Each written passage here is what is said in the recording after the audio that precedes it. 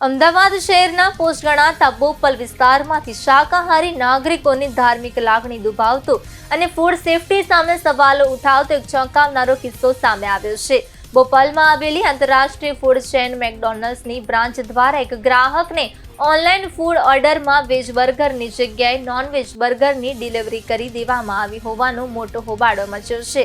પવિત્ર દિવસોમાં શુદ્ધ શાકાહારી ભોજનની અપેક્ષા રાખતા ગ્રાહકને આ ઘટનાથી અત્યંત કડવો અને આઘાતજનક અનુભવ થયો છે। મળતી માહિતી મુજબ સ્થાનિક ગ્રાહકે ઓનલાઈન ફૂડ ડિલિવરી એપ મારફતે બોપલ મેકડોનલ્ડ્સ આઉટલેટમાંથી શુદ્ધ વેજ બર્ગરનો ઓર્ડર આપ્યો હતો।